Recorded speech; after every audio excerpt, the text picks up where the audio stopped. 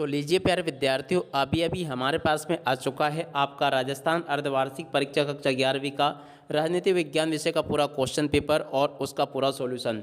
जी हाँ प्यारे विद्यार्थियों, आज जो आपका 23 दिसंबर को पेपर होने वाला है ना, पूरा का पूरा हमारे पास में आ चुका है। आप सब लोग यहाँ से इस पूरे पेपर को देख कर चले जाओ, ताकि प्यारे विद्यार्थियों आप सब लोग अपनी परीक्षाओं में अच्छे नंबरों से पास हो सको। जी हाँ प्यारे विद्यार्थियों, पूरा का पूरा आज आपका जो अर्धवार्षिक परीक्षाओं का पेपर है ना राजनीति विज्ञान का, यह पूरा का पूरा हमारे पास में आ चुका है। आप सब लोग इसको अच्छे प्रकार से देख कर जाइएगा, ताकि प्यारे विद्यार्थियों आप सब लोग अपने कक्षा 11वीं राजनीति विज्ञान विषय के पेपर में टॉप कर सको। जी हाँ प्यारे विद्यार्थियों, आज होने वाला आपका अर्धवार्षिक परीक्षा कक्षा 11वीं का राजनीति का पूरा पेपर लेकर आप सबके लिए आ चुका हूँ। आप सब लोग यहाँ से इसको अच्छे से देख लें और पूरे पेपर को समझ भी लें। ये कक्षा 11वीं की अर्धवार्षिक परीक्षा का राजनीति का पूरा पेपर है, जिसका कि आज हम यहाँ से पूरा सॉल्यूशन देखेंगे। देखिएगा प्यारे विद्यार्थियों, क्वेश्चन पेपर अभी अभी हमारे पास में आया है, तो इसलिए आप सब लोग यहाँ से इसको पूरा देख कर जाइएगा, ताकि आप सबको पूरा का पूरा पेपर अच्छे से समझ में आ सके। अब देखो प्यारे विद्यार्थियों, ये रहा आपका पूरा पेपर। आप लोग इस पेपर को देख लें और अच्छे से समझ भी लें। पहला क्वेश्चन पूछा है, भारतीय संविधान का औपचारिक रूप से निर्माण में किया गया। तो देखो प्यारे विद्यार्थियों, इसका पहले नंबर के क्वेश्चन का राइट आंसर आपका क्या आ जाएगा। आप सब लोग यहाँ से इसको देख लीजिएगा और पूरा का पूरा समझ लें। देखिएगा प्यारे विद्यार्थियों, यहाँ पर जो पहला क्वेश्चन पूछा गया ना, इसका राइट आंसर आपका आ जाएगा संविधान सभा के द्वारा किया गया। अगला क्वेश्चन पढ़ते हैं, सन 1946 में उद्देश्य प्रस्ताव किसने पेश किया। तो देखो प्यारे विद्यार्थियों, दूसरे नंबर का जो क्वेश्चन आपसे पूछा गया ना, इसका राइट आंसर प्यारे विद्यार्थियों आपका ये आ जाएगा, पंडित नेहरू ने पेश किया। इसका राइट आंसर ये आ जाएगा। यहाँ से आप सब लोग इसको देख लें और पूरा का पूरा समझ लें। और उसके बाद में चलो अगला क्वेश्चन पढ़ते हैं, प्रश्न नंबर 3, किस आदेश के द्वारा न्यायालय किसी गिरफ्तार व्यक्ति को न्यायालय के सामने प्रस्तुत करने का आदेश देता है। तो देखो प्यारे विद्यार्थियों, प्रश्न नंबर 3 जो पूछा गया ना, इसका राइट आंसर आपका आ जाएगा आ नंबर का, बंदी प्रत्यक्षीकरण। यहाँ से आप लोग देख कर लिख दें। तो देखिएगा प्यारे विद्यार्थियों, इस प्रकार से आपसे पेपर में परीक्षा में ये पूछे जाएंगे। आप सब लोग इसको देख लें और पूरा का पूरा समझ लें। पहला क्वेश्चन पढ़ते हैं, भारतीय संविधान का औपचारिक रूप से निर्माण किया गया। तो देखो प्यारे विद्यार्थियों, औपचारिक रूप से निर्माण किसके द्वारा किया गया, संविधान सभा के द्वारा किया गया। अगला क्वेश्चन पढ़ते हैं, सन 1946 में उद्देश्य प्रस्ताव किसने प्रस्तुत किया। तो देखो प्यारे विद्यार्थियों, इसका राइट आंसर आपका आ जाएगा, पंडित नेहरू ने प्रस्तुत किया। इसका राइट आंसर यहाँ से देखकर ये लिख दे। अगला क्वेश्चन पढ़ते हैं, किस आदेश के द्वारा न्यायालय किसी गिरफ्तार व्यक्ति को न्यायालय में प्रस्तुत करने का आदेश देता है। तो देखो प्यारे विद्यार्थियों, इसका राइट आंसर आपका आ जाएगा, बंदी प्रत्यक्षीकरण। यहाँ से आप लोग देख लें इसको और पूरा का पूरा समझ लें। अब इसके बाद में चलो अगला क्वेश्चन पढ़ते हैं, किस मौलिक अधिकार को 44वें संविधान संशोधन द्वारा मौलिक अधिकारों की सूची से हटा दिया गया। तो देखो प्यारे विद्यार्थियों, इसका राइट आंसर आपका आ जाएगा, संपत्ति के अधिकार को हटा दिया गया। चौथे का राइट आंसर आपका ये होगा। और इसके बाद में चलो अगला क्वेश्चन पढ़ते हैं, भारत में लोकसभा चुनाव में खड़े होने के लिए उम्मीदवार को कम से कम कितने वर्ष चाहिए होते हैं। तो देखो प्यारे विद्यार्थियों, इसका राइट आंसर आपका आ जाएगा 25 वर्ष। ये इसका राइट आंसर होगा। और उसके बाद में चलो अगला क्वेश्चन पढ़ते हैं, क्या लिखा है। यहाँ पर क्वेश्चन दिया गया है, इनमें से कौन सा कार्य चुनाव आयोग नहीं करता है। तो देखिएगा प्यारे विद्यार्थियों, इनमें से अगर देखा जाए ना, तो पंचायतों के चुनावों का पर्यवेक्षण करना ये चुनाव आयोग नहीं करता है। इसका राइट आंसर ये आ जाएगा। और उसके बाद में चलो अगला क्वेश्चन पढ़ते हैं, भारतीय न्यायपालिका की संरचना के अंतर्गत सबसे निचला स्तर कौन सा है। देखो प्यारे विद्यार्थियों, इसका राइट आंसर आपका आ जाएगा, अधीनस्थ न्यायालय।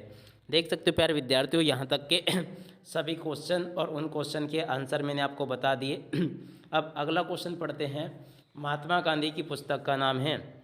तो देखो प्यारे विद्यार्थियों, महात्मा गांधी की पुस्तक का नाम क्या होगा। यहाँ से आपको देख देना है, यहाँ से आपको लिख देना हिंद स्वराज्य। ठीक है प्यारे विद्यार्थियों, तो यहाँ से आप सब लोग इसको देख लें और पूरा का पूरा समझ लें। अब अगला क्वेश्चन पढ़ते हैं, भारत के राज्यों में राज्यपाल की नियुक्ति की जाती है। देखो प्यारे विद्यार्थियों, भारत के राज्यों में राज्यपाल की जो नियुक्ति होती है ना, किसके द्वारा की जाती है। देखो प्यारे विद्यार्थियों, इसका राइट आंसर आपका आ जाएगा, राष्ट्रपति के द्वारा की जाती है। अगला क्वेश्चन पढ़ते हैं, भारत का संविधान लागू किया गया। तो देखो प्यारे विद्यार्थियों, भारत का संविधान जो है ना लागू किया गया 26 जनवरी 1950 को। तो 12 नंबर का प्यारे विद्यार्थियों इसका राइट आंसर होगा। यहाँ से मैंने आपको सभी के सभी क्वेश्चन और उन क्वेश्चन के आंसर मैंने आपको बता दिए। अगला क्वेश्चन पढ़ते हैं, भारत का शांति संविधान कहा जाता है।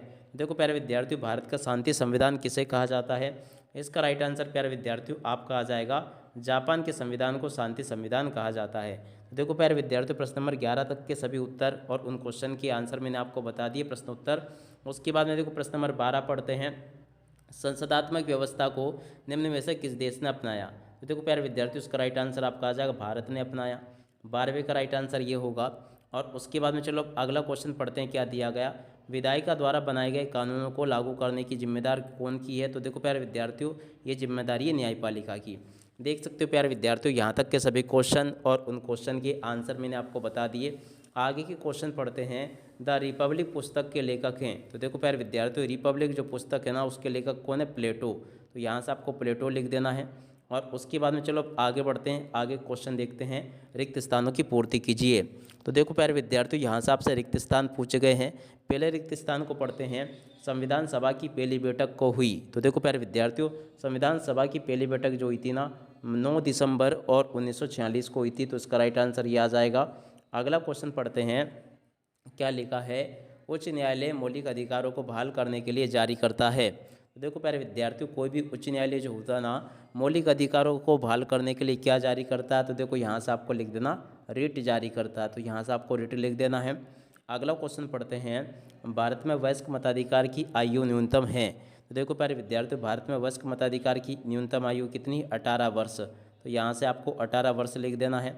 अगला क्वेश्चन पढ़ते हैं, क्या लिखा है। भारतीय संविधान द्वारा एक सशक्त की स्थापना की गई। तो देखो प्यारे विद्यार्थियों, भारतीय संविधान द्वारा एक सशक्त राष्ट्र की स्थापना की गई। तो यहाँ पर आपको राष्ट्र लिख देना है। इस प्रकार से प्यारे विद्यार्थियों, यहाँ तक के सभी क्वेश्चन और उन क्वेश्चन के आंसर मैंने आपको बता दिए। अब चलो अगला क्वेश्चन पढ़ते हैं, क्या लिखा है। देख सकते हो प्यारे विद्यार्थियों, प्रश्न नंबर 5 पूछा गया। संविधान का 74वां संविधान संशोधन में इस स्थानीय निकाय से जोड़ा है। तो देखो प्यारे विद्यार्थियों, इसमें आपको लिख देना नगरीय। क्या लिखोगे, नगरीय स्थानीय शासन से जुड़ा है। तो इस प्रकार से प्यारे विद्यार्थियों, यहाँ तक के सभी क्वेश्चन और उन क्वेश्चन के आंसर मैंने आपको बता दिए। अगला क्वेश्चन पढ़ते हैं। भारतीय संविधान एक दस्तावेज है। तो देखो प्यारे विद्यार्थियों, यहाँ से आपको देखकर लिख देना है, भारतीय संविधान एक जीवंत दस्तावेज है। तो यहाँ से आपको क्या लिखना है, जीवंत दस्तावेज है। ठीक है। और उसके बाद में चलो अगला क्वेश्चन पढ़ते हैं, क्या दिया गया। यहाँ तक के सभी क्वेश्चंस मैंने आपको बता दिए। अब इसके बाद में देखो अगला क्वेश्चन ये अपन ने देख लिया। प्रश्न नंबर 7 को देखते हैं। इंटरनेट का प्रयोग करने वाले कहे जाते हैं।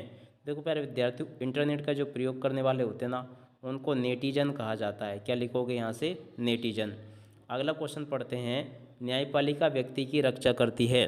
तो देखो प्यारे विद्यार्थियों, न्यायपालिका जो होती है ना, व्यक्ति के अधिकारों की रक्षा करती है। तो यहाँ से आपको क्या लिखना है, न्यायपालिका व्यक्ति के अधिकारों की रक्षा करती है। तो यहाँ से आपको इस प्रकार से लिख देना है। यहाँ तक के सभी क्वेश्चन और उन क्वेश्चन के आंसर प्यारे विद्यार्थियों आपको मैं बता चुका हूँ। और बाकी के क्वेश्चन प्यारे विद्यार्थियों आपके पेपर में इस प्रकार से पूछे जाएंगे। आप सब लोग इन क्वेश्चन के आंसर को देख लें। यहाँ पर सभी के सभी क्वेश्चन और उन क्वेश्चन के आंसर प्यारे विद्यार्थियों मैंने आपको बता दिए। उसके बाद में देख सकते हो A to Z सभी के सभी क्वेश्चन के आंसर मैंने आप सबको बता दिए हैं। तो आप सब लोग इनको कंप्लीट कर लें, ताकि प्यारे विद्यार्थियों आप सब लोग अपनी परीक्षाओं के पेपर में इनको अच्छे से लिख कर आ सको। अब इसी के साथ में इस वीडियो को यहीं पर पूरा करते हैं। नमस्कार, जय हिंद, जय भारत।